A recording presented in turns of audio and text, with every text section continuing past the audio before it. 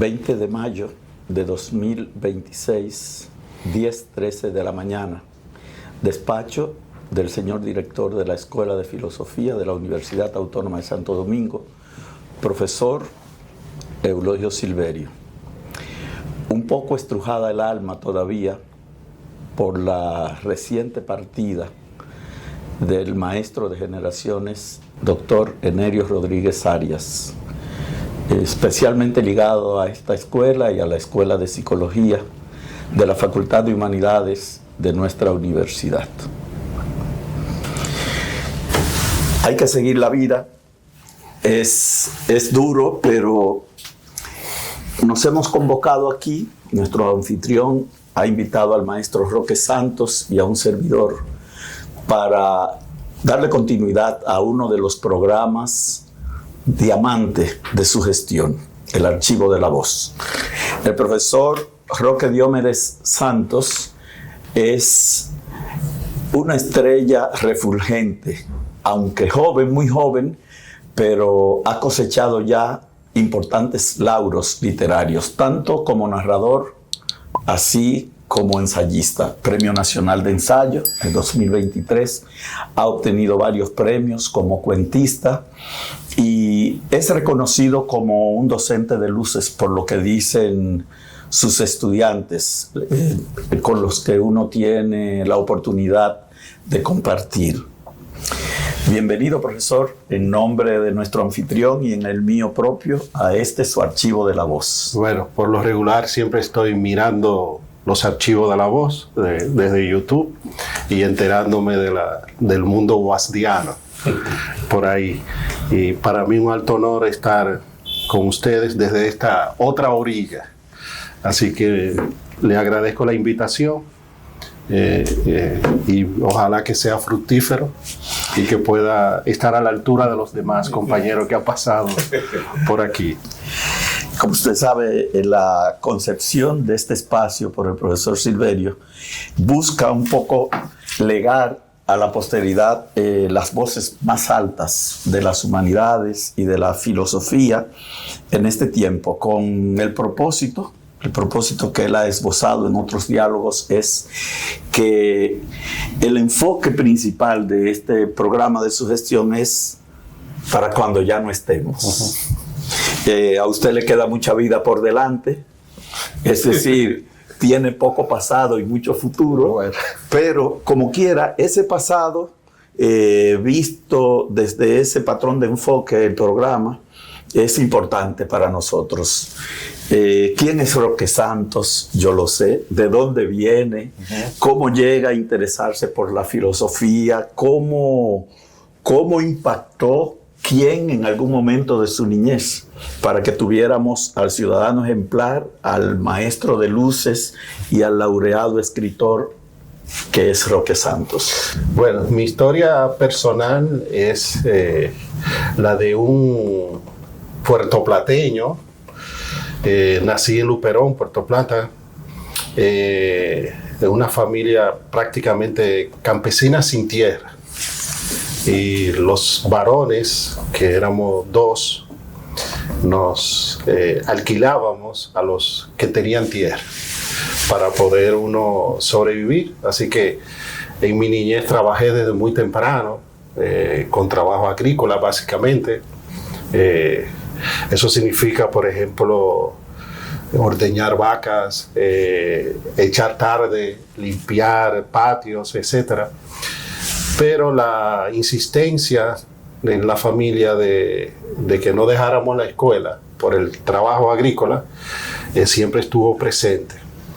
En mi caso nunca fui desobediente y obedecí ese mandato. En caso de mi hermano, que somos un hermano de padre y madre, del primer matrimonio de mi madre, lamentablemente él tuvo que dejar la escuela. Decisión propia en cierto momento para dedicarse a otras labores y abandonó la escuela. En mi caso no. Nunca abandoné la escuela y siempre vi la escuela como un espacio de libertad. Debo confesarlo. Y el mundo de los libros como ese espacio de libertad donde yo era yo, y podía ser con pocos límites, o los límites eran lo que la imaginación me trazaba.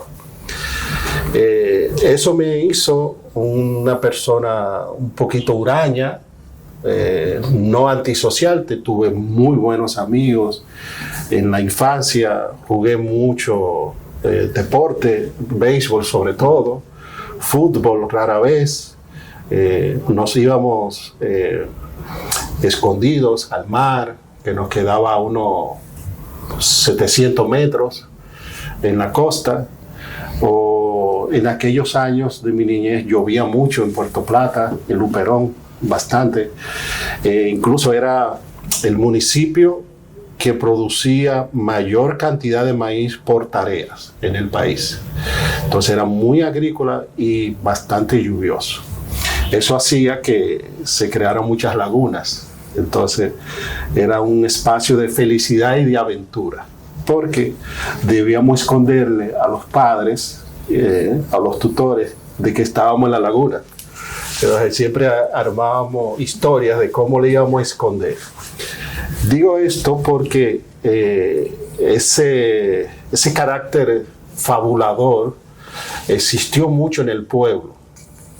Yo digo que yo hago historias o escribo historias no por un talento personal, sino por la influencia de la gente del pueblo. Había mucha tradición, las novenas, los velorios, cuando fallecía alguien de importancia, había que ir a contar historias y escuchar historias. Y de alguna manera esas historias fueron las que fueron conformando mi personalidad. Luego, por una razón de enfermedad en el mundo agrícola, en el trabajo, yo decidí dejar la agricultura radicalmente, porque me dio una alergia en el cuerpo muy fuerte por unos productos químicos que había trabajado con ellos. Y como uno era prácticamente un niño sin la protección adecuada, entonces se vino la enfermedad. Y yo decidí abandonar radicalmente. Y la única salida que vi fue el estudio, dedicarme a la lectura. Yo creo que por ahí comenzó el interés por de modo más radical, el interés por la literatura. Porque era el espacio de libertad, pero también el espacio de poder soñar con algo nuevo. Con algo muy distinto a lo que estaba viviendo en ese momento, dadas las condiciones familiares. Luego, cuando hago el 8º curso, en aquellos años se llegaba en la escuela primaria hasta 8º, había que decidir si hacía lo que muchos jóvenes hacían en mi pueblo, que era venir al Politécnico Loyola, San Cristóbal, y estudiar agricultura. Pero yo me enfrenté al dilema de que ya había prometido dejar la agricultura por la enfermedad que tuve, y decidí sí que quería venir al Politécnico Loyola, pero no a estudiar agricultura, no ser agrónomo. Y por muchos años de mi pueblo fui el único que no estudió agronomía en varias generaciones. Y estudié en el Politécnico Loyola electrónica industrial, se llamaba en ese momento. Hoy sería una especie de electrónica de comunicaciones, para distinguirla de la electrónica más apegada a la informática. En ese momento tuve allí excelentes profesores, jesuitas y no jesuitas, no solo de matemática, también de humanidades. Por ejemplo, el padre José Luis Sáez nos dio 2 años seguidos de asignatura, por ejemplo, una introducción a la sociología. Nos dio a jóvenes de 15 y 16 años, nos dio sociología dominicana, nos dio antropología y nos dio una especie de historia de la cultura dominicana. Imagínese usted, José Luis Sáez hablando de esos temas. Igual otros jesuitas que tuve en el área.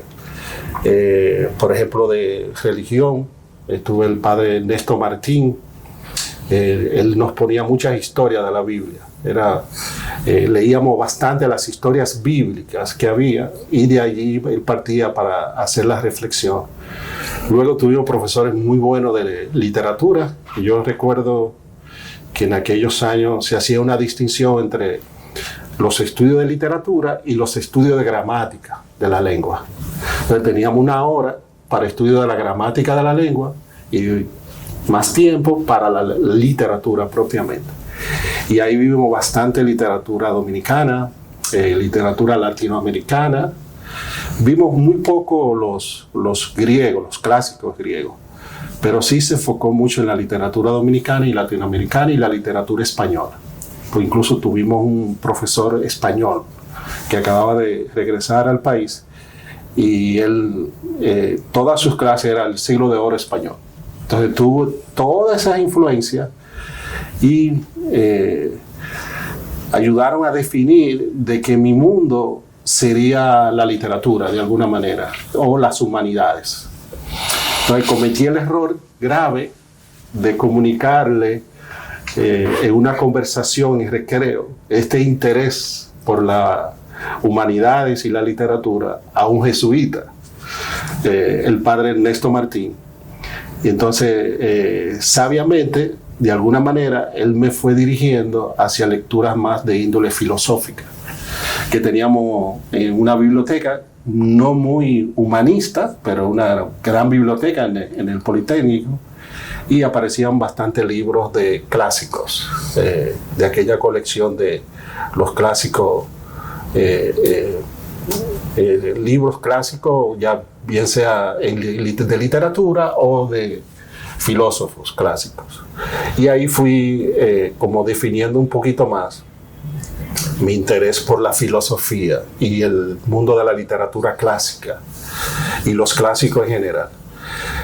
Cuando termino el cuarto año en el Politécnico Loyola, me planteo la decisión de si continuar siendo técnico o dedicarme por completo al mundo de los clásicos, filosofía o literatura clásica. Entonces ahí cometo el grave error de comunicarle eso al padre Tomás Marrero, que en paz descanse, jesuita, quien nos acompañaba en un sistema de pensiones comunitarias en ese momento, y yo vivía en una de esas pensiones con una fuerte identidad como grupo, y él me dice, pero tú no has pensado en ser jesuita. Y yo dije, pero me encanta, me gusta este estilo de vida y sobre todo esa vida intelectual de los jesuitas.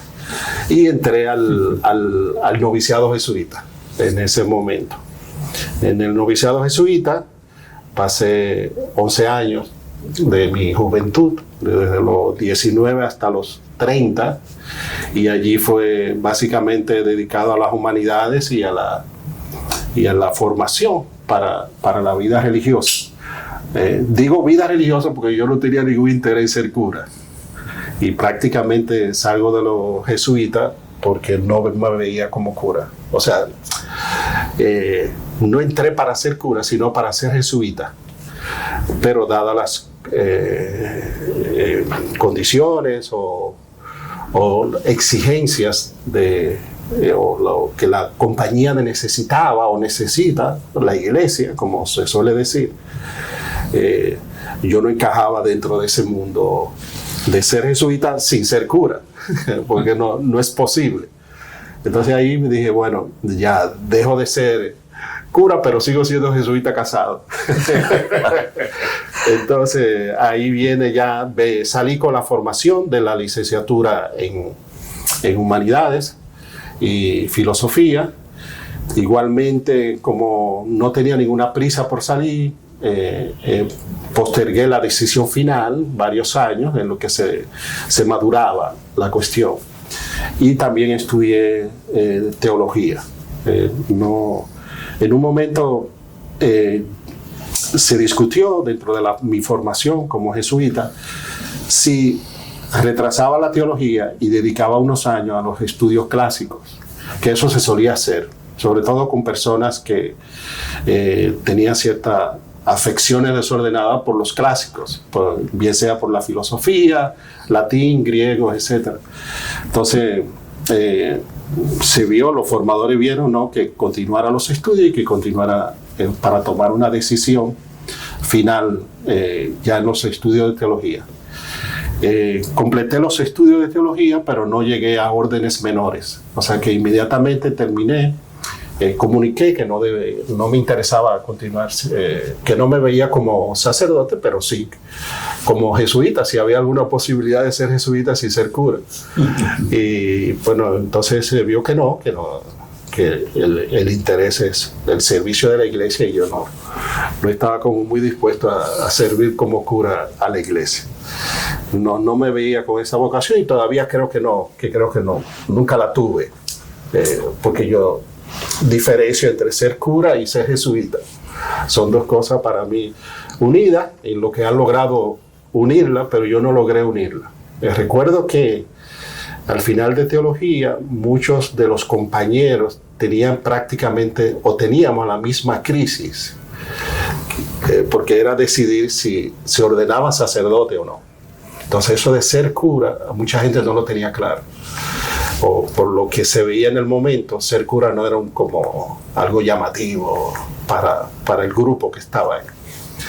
Entonces yo decidí no continuar con los jesuitas y dedicarme por entero al tema de las humanidades y la literatura, que ya eran parte de mi vida. Allí en ese acompañamiento tuve unas ayudas psicológicas para hacer una decisión bien clara, bien sopesada.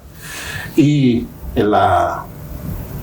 me tocó hablar con una señora que era psicoanalista, era experta en Freud. Y por su lenguaje yo me di cuenta, porque yo leía mucho a Freud también en ese momento. Y yo le dije, ¿usted hace psicoanálisis? Y ella me dijo que sí. Y yo, bueno, vamos a hacer un psicoanálisis. Olvídese de todo lo demás y vamos a centrarnos en psicoanálisis. Tráteme como un paciente desde el psicoanálisis. Y gracias a Dios ella hizo eso y me obligó a escribir historias. No solo a hablar en el momento, ¿no?, sino a escribir historias. Cuando yo dejaba la consulta, me ponía a escribir historias. Y muchas de esas historias, evidentemente ya ficcionalizadas, retrabajadas, están en este primer libro que publiqué, que se llama Los Duendes Verdes. Y yo diría que hay muchos puntos autobiográficos, pero ficcionalizados, claro está, porque no es una autobiografía. Entonces, con ese proceso ya está claro que mi norte de existencia, o el mundo de sentido de mi existencia, es la filosofía, y en concreto las humanidades en sentido general, navegando entre dos mares, que es el mundo de la filosofía y el mundo de la literatura. Sin una cosa y la otra, para mí no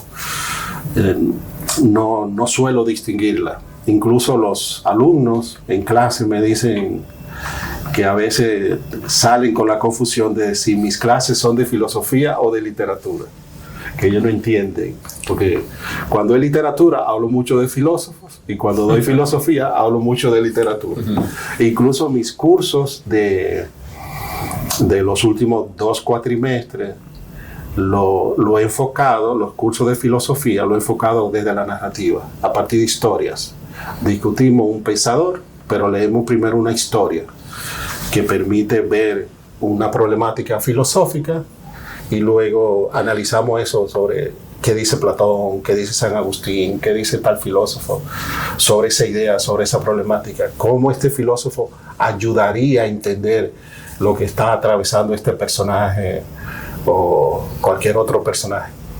Y por eso los alumnos a veces dicen, profesor, al final yo no sé si dimos un curso de literatura o un curso de filosofía. Y yo le digo las dos cosas juntas, porque yo soy las dos cosas juntas y no puedo dividirme.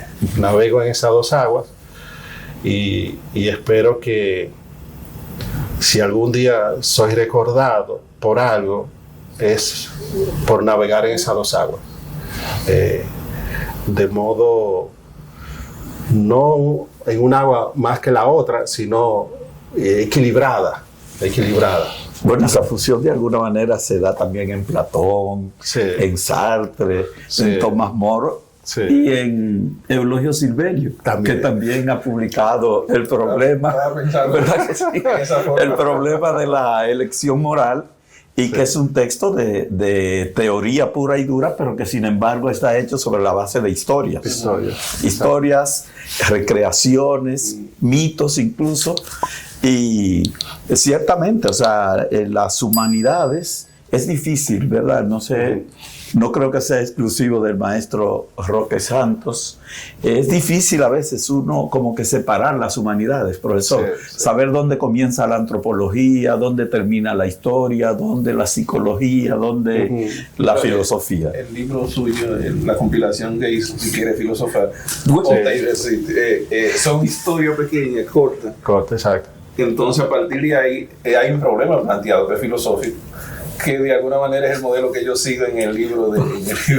Y también sigo en la clase de 011 y sobre todo en la de ética, que siempre leemos un texto de literatura que tiene un problema. Por ejemplo, La gallina degollada.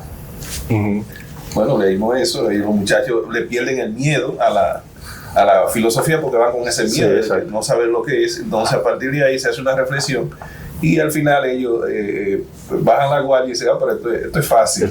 Sí. Pero en verdad estamos discutiendo, como usted dice, Sí. qué diría Platón, qué diría Aristóteles, qué dirían todos los que tienen algo que opinar sobre ese tema. sobre Y, ese tema planteado. y el acercamiento al texto filosófico se hace de manera más experiencial. Eso es lo que Qué interesante, qué interesante esa coincidencia de ustedes, porque un defecto como de primer orden es suponer que al estudiante le interesa la filosofía como saber abstracto, sistemático. Entonces, con esas técnicas de que ustedes se valen, de alguna manera se vencen esas resistencias de inicio, aunque poco a poco, ¿verdad?, se vaya avanzando, como pasa en el problema de la elección moral.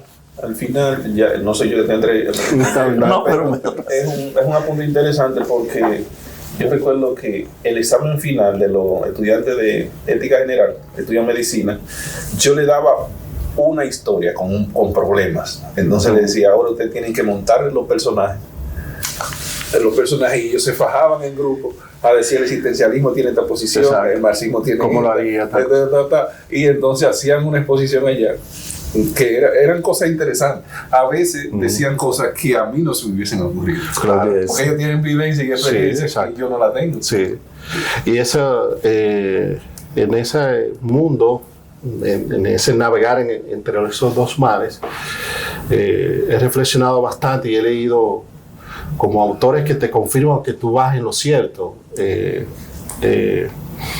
Hay un psicólogo, filósofo norteamericano, Jerome Bruner, con buenas teorías pedagógicas sobre el acto de educar y cómo la gente piensa. Él habla de dos modelos de pensamiento, un pensamiento narrativo que viene en la cultura, etcétera, y un pensamiento racional. Entonces, como esos dos modelos siempre han estado en la humanidad, y no significa que uno supere al otro, que uno es más complejo que el otro, sino que uno puede llevar al otro y dialogarlo. Entonces, en la historia de la filosofía, el caso más evidente, Platón, lo tenemos ahí, usarlo cuando había que explicar un concepto que él sabía que la gente le era muy abstracto para su interlocutor, entonces recurre al mito, construye la historia para, pues, otros avalarían, bueno, eso es un pensamiento por analogía, y sí, claro que está, y es una de las formas de, digamos, más científica de pensar que tiene el ser humano. Así que estamos haciendo también, como yo le digo, estamos haciendo ciencia. Claro. Con esta forma de pensar. Ahora, no nos quedamos en el aspecto narrativo, en el pensamiento narrativo, sino que buscamos lo narrativo para que sea, por analogía, ilustre lo que queremos entender de modo conceptual, que a veces se nos hace muy abstracto. Pero esa es la pedagogía que he descubierto detrás de esta experiencia y de las humanidades, porque no es algo particular, no es algo que yo descubrí, eso está en las humanidades. Pero me interesa mucho destacar, profe, que tanto usted como el maestro Silverio ponen el énfasis más que en la erudición, en la creatividad. Es conocer, pero para crear, para hacer nuevos aportes al saber. Sí. Por lo menos para poner a los estudiantes a generar ideas, conocimientos. Sí, en mi caso, enfatizo mucho los aspectos de la creatividad por mi formación de la tesis doctoral. Hice mi tesis doctoral en el pensamiento de Paul Ricoeur, que es un hermeneuta francés, y lo que intenté hacer en la tesis, que a veces me pregunto si lo logré o no, y lo que intenté hacer era justificar cómo la identidad personal, como dice Paul Ricoeur, la identidad personal es narrativa, pero él lo ve desde la lectura. La persona que lee se reconfigura a sí mismo a partir del texto. Entonces, por mi experiencia que yo indicaba de los momentos de crisis, de mi historia personal, yo dije, pero esto no solo sucede en la lectura. Esto que él está diciendo sucede en la escritura.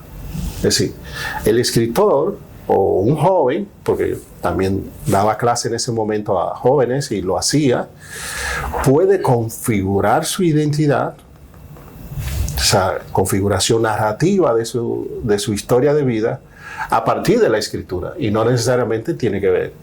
Eso obligaba a entender la lectura y la escritura como procesos complejos los dos, que se complementan, pero que pueden ser diferenciados. Entonces me voy por esa línea de lo que hoy se llamaría en literatura como una especie de escritura del yo, para mostrar que sí, que los escritores, incluso aquellos escritores de ficción, de alguna manera cuando escriben están reinterpretándose.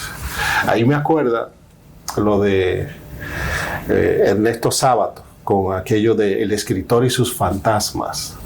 Entonces la escritura es ya desde Freud se ve, la escritura es un espacio, es una práctica para configurar una identidad y la persona poder no solo configurar su identidad, sino imaginar mundos posibles, imaginar cosas nuevas. Y eso es lo que yo le hago el esfuerzo con los alumnos. Digo, bueno, ahora que leímos, analizamos y pensamos, vamos a escribir.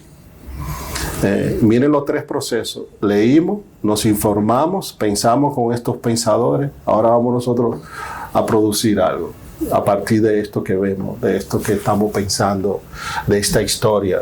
E incluso le digo, si se le ocurre hablar de su historia, hágalo. Y después, si quiere mostrarlo, lo muestra, y si no, guárdalo ahí, que nadie sabe. Nadie sabe. A propósito, profesor, y pensando también en los más jóvenes que usted y que el maestro Silverio, ¿algún consejo, alguna sugerencia para la gente que desea iniciarse en el pensamiento, en la escritura ya de textos narrativos o de textos de pensamiento, reflexión y crítica, Sí. como experiencia de Dios y poesía? Bueno, lo que todo el mundo espera es que le diga, lee mucho para que pueda escribir. Y sí, lamentablemente ese es el gran consejo que han tenido los grandes escritores. Lee mucho, lee mucho. Cuando yo leo bastante y seguí bastante tiempo a Mario Vargas Llosa. Me leía todo lo de Mario Vargas Llosa. Para mí es un pensador y no solo un escritor, es un pensador.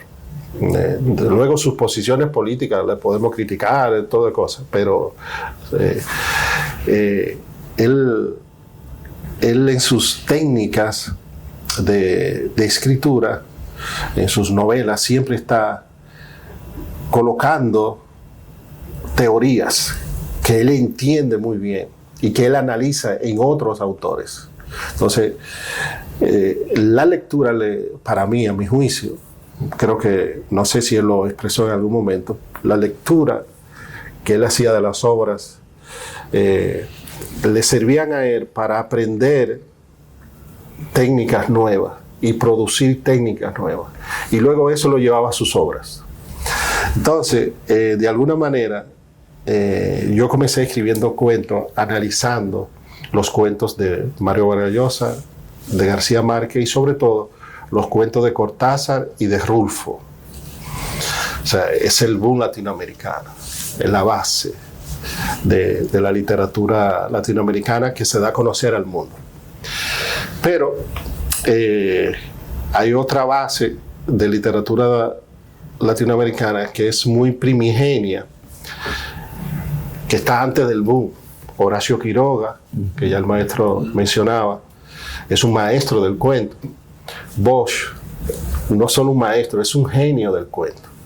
Entonces, esos autores, cuando tú lo lees, cuando uno lo lee, no lo lee por leerlo, sino hay que leer y desmenuzarlo. Ponerlo como dice Michel Foucault, lo que hace las ciencias médicas con los cadáveres, lo objetiviza, lo vuelve una cosa, entonces lo pone sobre una mesa y a partir de sus teorías va diseccionando cada parte del cuerpo para entender y explicar el cuerpo y entender y explicar la enfermedad y tener control sobre eso. Entonces, para mí ese es el consejo que yo doy. Sí, hay que leer, pero no leer por leer, sino hacer esto que hacía Vargas Llosa, es el ejemplo más claro que tengo ahora. Que incluso cuando Vargas Llosa leía una novela, él le daba un juicio, escribía. Ahora vi hace un par de meses que su biblioteca personal, él la envió, su deseo era que fuera a su ciudad natal. Entonces la bibliotecaria que recoge todos esos libros de Vargas Llosa se dio cuenta que en cada libro, cada novela, había un número y había unas anotaciones. Entonces ese número significa, después encontraron un cuaderno donde Vargas Llosa explicaba, porque dejó todo eso bien organizadito, explicaba qué significaba cada número y el juicio que estaba haciendo de cada obra. Es decir, Vargas Llosa no solo escribía o leía para escribir, sino que en la lectura hacía un estudio profundo de la obra para descubrir las técnicas que había allí y luego inventar, crear a partir de todo eso que descubría en cada obra. Y eso es el consejo que yo doy. No es leer, no lea mucho, no. Lee lo que tenga que leer. Lo importante es analizar muy bien cuáles son los aspectos formales que están detrás de esa obra y que luego tú puedes reconocerlo dentro de una larga tradición y ahí viene la creatividad. Como dice Paul Ricoeur, la creatividad a través del lenguaje. Ahora, conoces la tradición, conoces la regla, modifícala según tu antojo, según tú quieras. Pero tienes primero que conocer esa tradición. ¿Y cómo tú sabes esa tradición? ¿Cómo tú sabes las reglas? La lectura es lo único. Pero no es una lectura... Ahí yo tengo mi teoría sobre la lectura. No es una lectura por placer, es un trabajo. Ahí me acuerdo un profesor que tuve de filosofía medieval y filosofía antigua, que él nos decía, trabajen ese texto para la próxima clase. decía. No, nunca les dijo, lean ese texto para la próxima clase. No, trabajen ese texto. Y un día yo le dije, profesor, ¿por qué usted dice trabaje? Dice, porque ese es nuestro trabajo. Leer, pero no leer por placer, sino leer con conciencia de lo que usted está leyendo.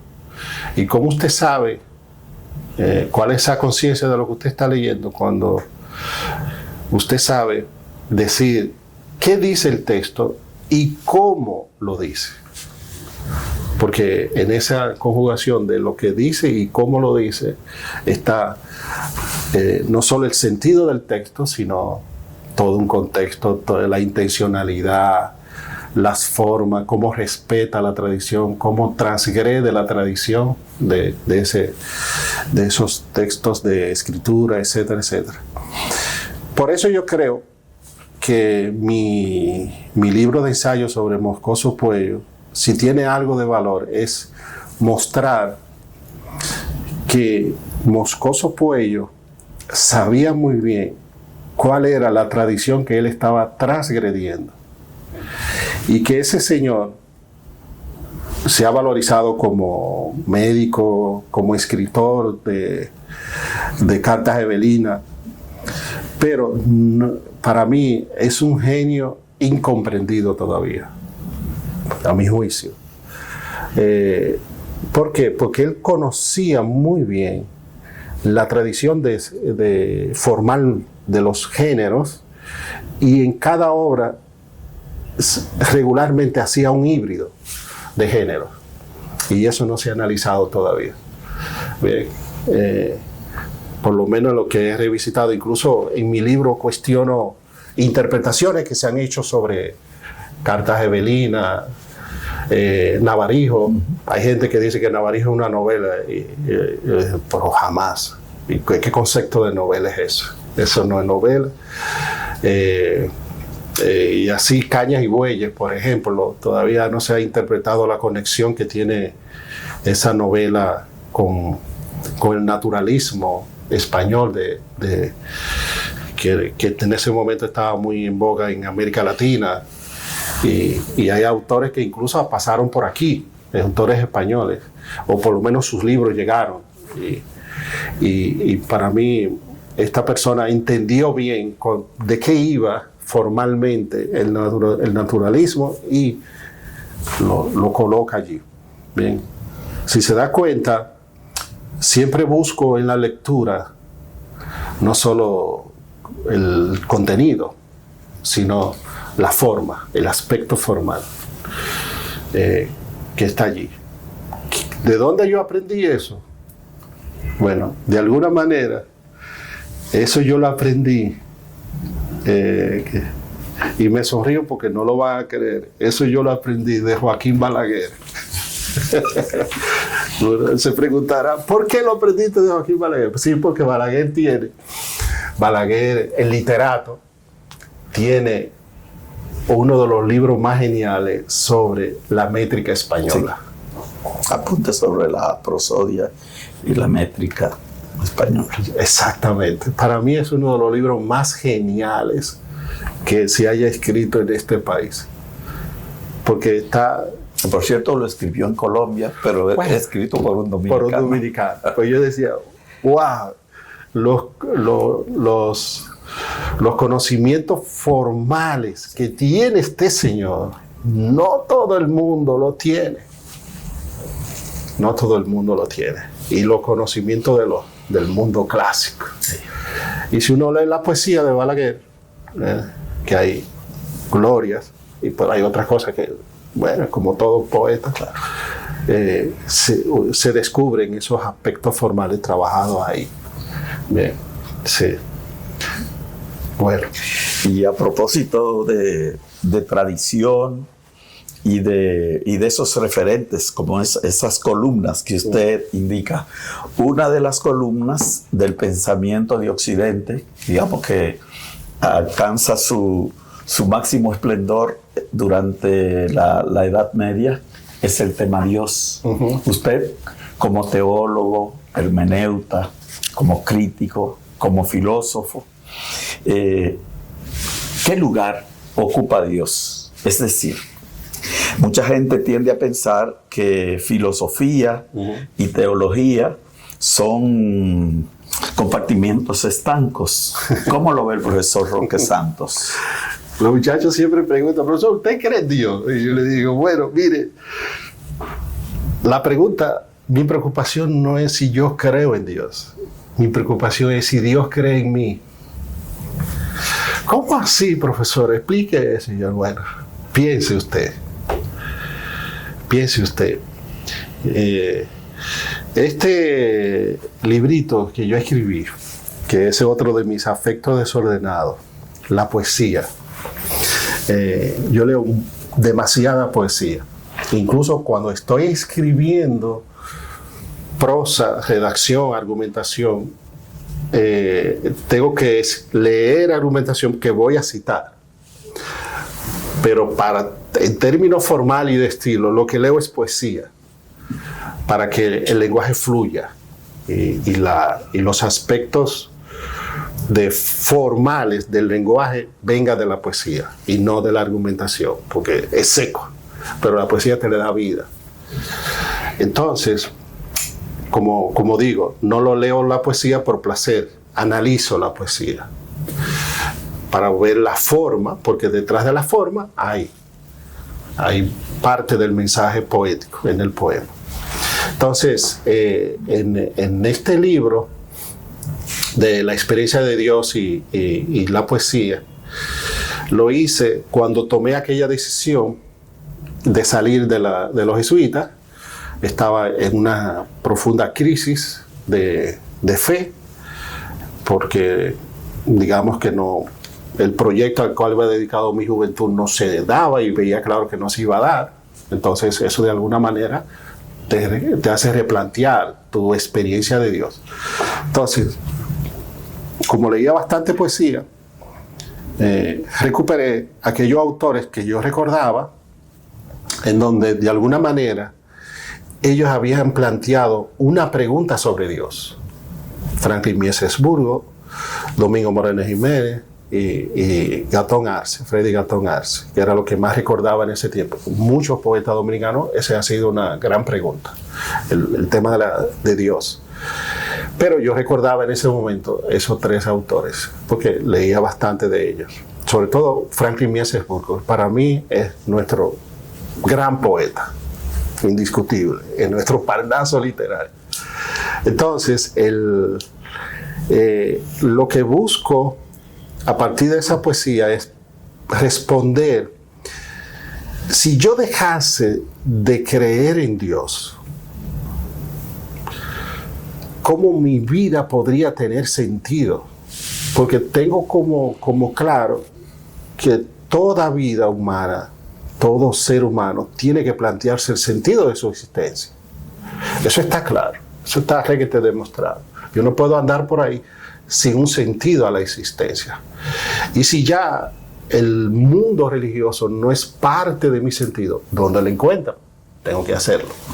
Entonces, dije, déjame escribir un librito que me sirva para ir buscando sentido. Por eso mi tesis doctoral viene de mi experiencia personal. Es decir, a medida que yo fui escribiendo ese libro, en diálogo con estos poetas y su propio proceso de búsqueda de experiencia de Dios, de cuestionar a Dios, incluso hasta de negar la existencia de Dios, ellos fueron marcándose un camino de trascendencia. Entonces, escribí el texto analizando los poetas, pero pensando en cómo es posible que uno busque sentido y encuentre sentido a la existencia fuera de un marco de una comunidad de fe. Y para responder también a la pregunta de si cuando yo encuentro sentido fuera de ese marco, de esa comunidad de fe, ¿estoy haciendo una experiencia de Dios o no? Para mí era la gran pregunta. ¿Sigo teniendo una experiencia de Dios, aunque lo haga fuera, digamos, de la iglesia? Ahí me acordaba mucho de aquella expresión muy española que fuera de la barca no hay salvación. O sea, fuera de la iglesia usted no se va a salvar. Entonces yo decía, sí, tiene que haber porque Dios no es mezquino. Tiene que haber manera en que, aún yo siendo increyente o haciendo una experiencia de trascendencia, de sentido de mi vida, igual haga una experiencia de Dios, aún no la tematice, aún no la exprese, que diga, esto es una experiencia de Dios. Para eso, había leído en teología a Javier Zubiri, que fue filósofo español y que tiene una teoría bastante interesante sobre la religación y la experiencia, la realidad como experiencia fundante. Entonces, mezclé toda esa combinación de cosas distintas: filosofía, experiencia personal, preguntas personales, literatura, la poesía, y salió ese librito de poesía y experiencia de Dios, para mostrar que la experiencia de sentido también es una experiencia de Dios. Que cualquier experiencia de sentido que tú tengas es experiencia de Dios. Aunque tú digas, soy increyente, no. En términos, entonces eso tendría uno que ver qué es experiencia de Dios. Entonces, para mí, experiencia de Dios es experiencia de trascendencia.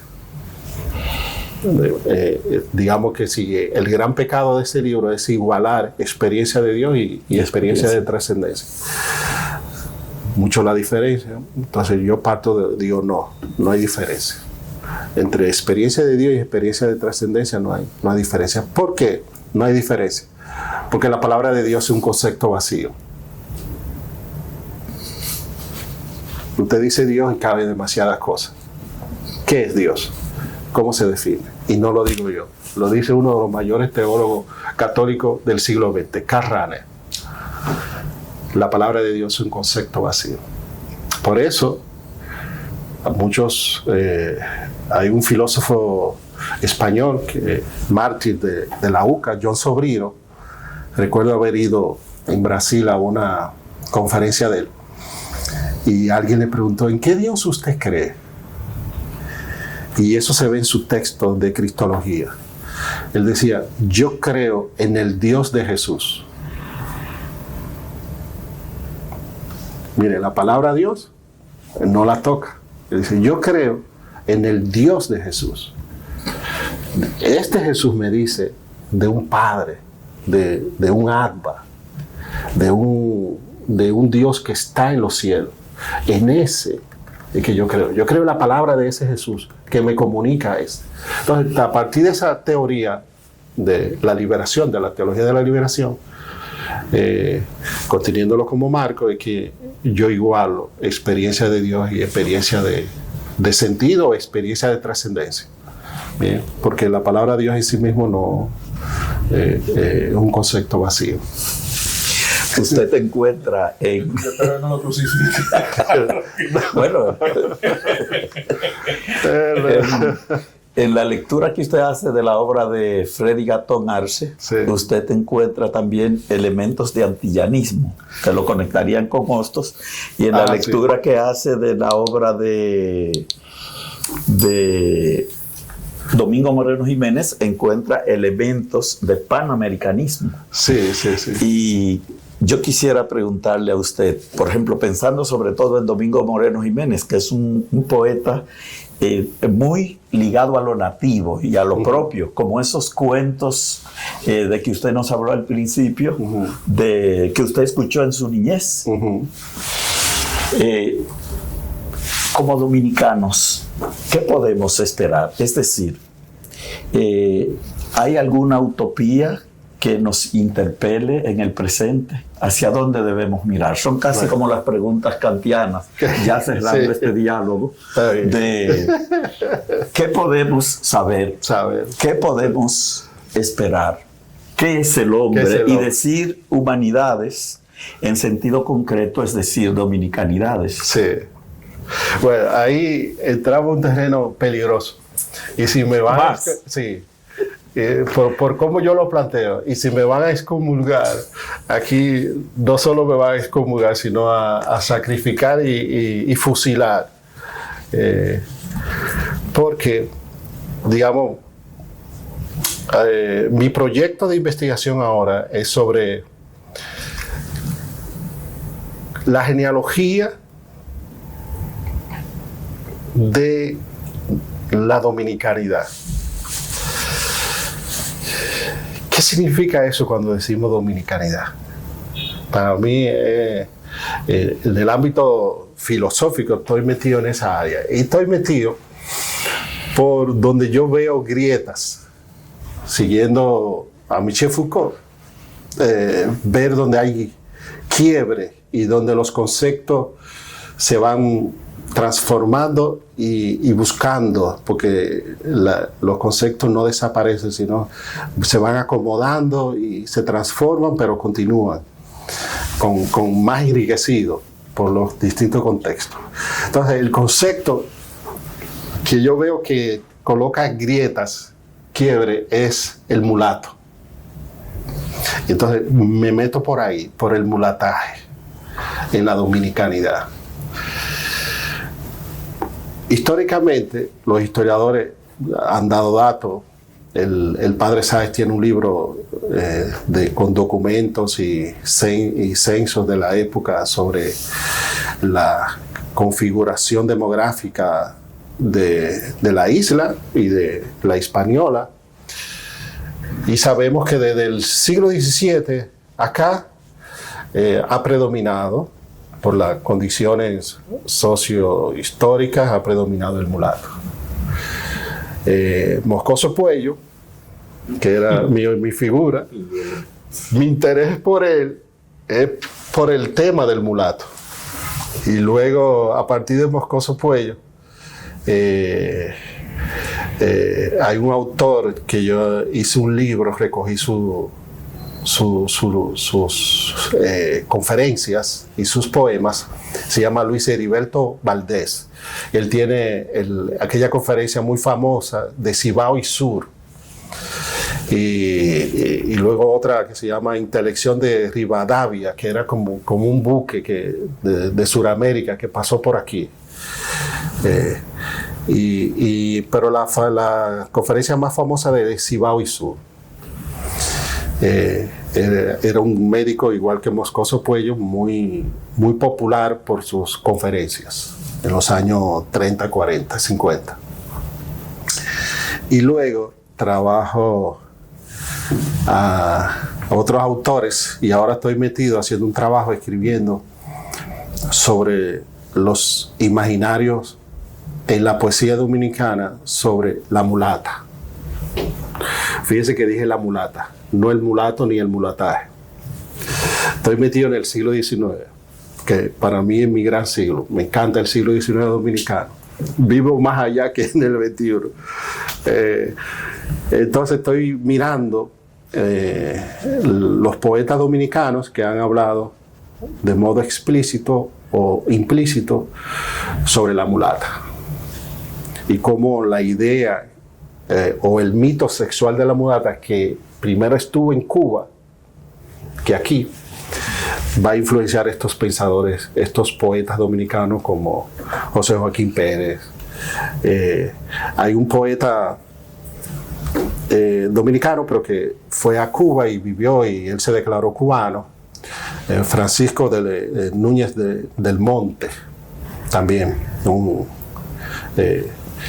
vivió en Cuba y tuvo muchas repercusiones en Cuba, y se le conoce dentro de la literatura cubana, pero es dominicano, de Santo Domingo, y luego él va a Cuba y se queda allá y hace vida en Cuba. Tienen poemas sobre la mulata, pero no sobre el mulato.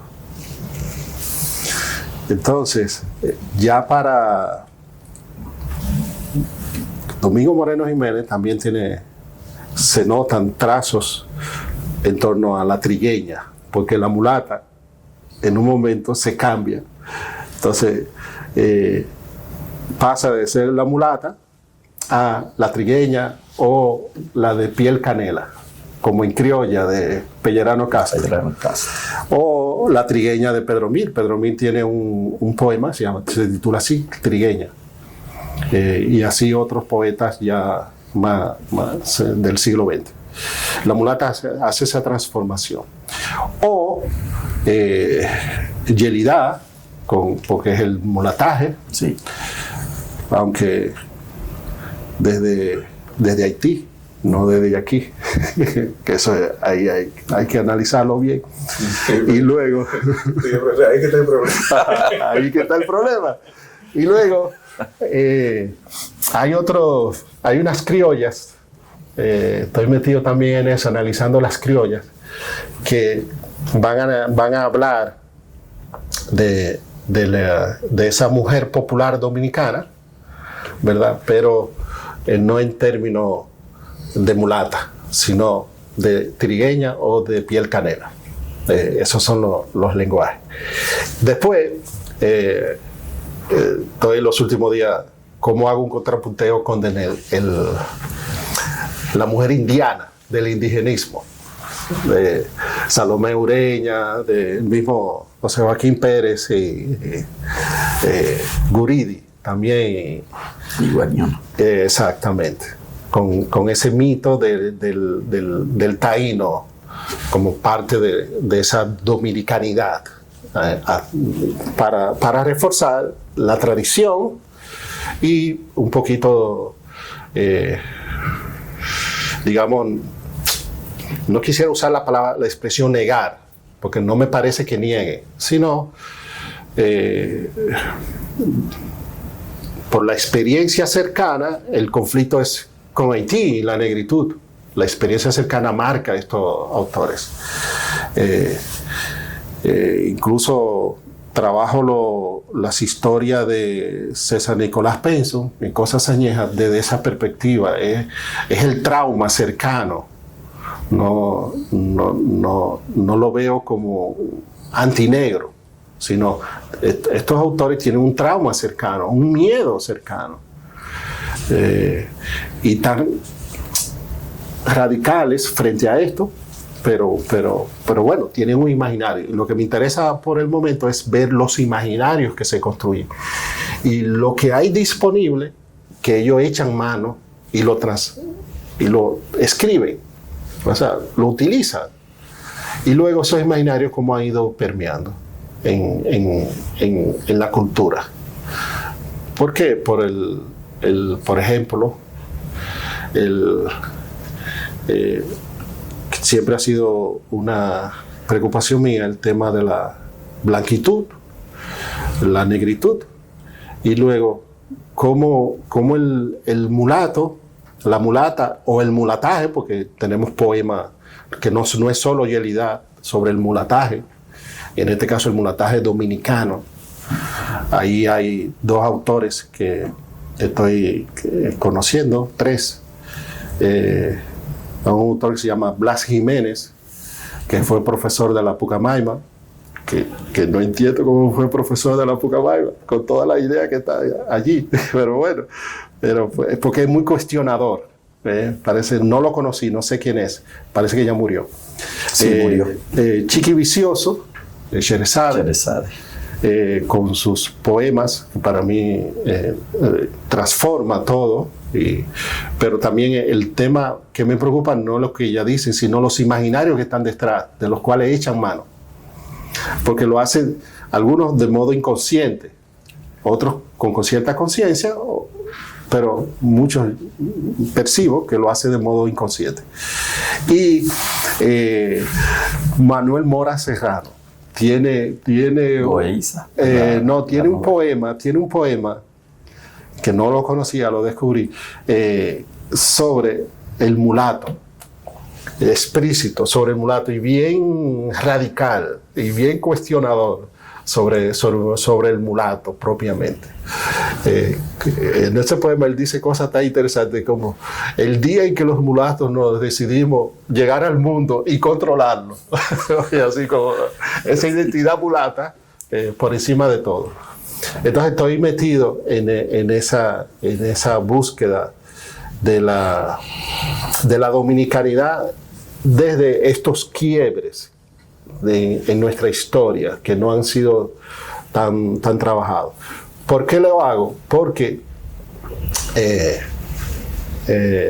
Pérez Cabral, Copito, en la comunidad mulata, dice en su introducción, Jorge Amado, que es un autor que conocí muy bien, todas sus obras en Brasil y todo, Jorge Amado dice que Brasil es el único país en el mundo que puede tener el honor de ser un país mulato. Y Pérez Cabral dice, eso es mentira. Ese honor le cabe a República Dominicana. Es la única o la mayor comunidad mulata del mundo, lo dice Pérez Cabral, y lo va mostrando. Es un libro que yo analicé también, pero tengo ese ensayo escondido. Entonces mi mundo posible como dominicano, en términos de dominicanidad, debe girar, o creo que gira, en torno al mulataje. Bueno, nunca mejor dicho, profesor. ¿Hay alguna manera mejor de cerrar este diálogo?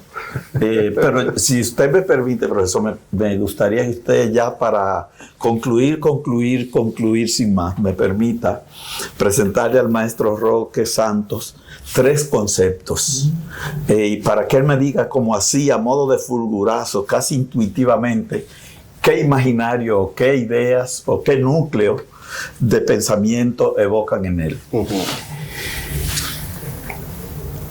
Filosofía dominicana, filosofía en dominicano, filosofar, quehacer filosófico dominicano, ¿qué le parecería más adecuado?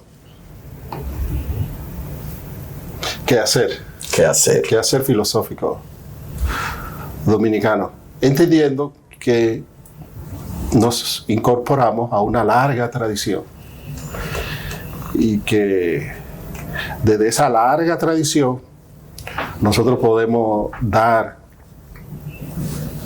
y aportar nuestra creatividad desde este trópico caliente. Escuela de Filosofía de la Universidad Autónoma de Santo Domingo. Debe ser el buque insignia que comunique eso nuevo.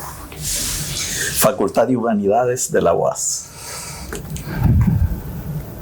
Debe ser, en nuestro contexto y en nuestra crisis cultural y de valores, debe ser la que lleve la voz cantante en la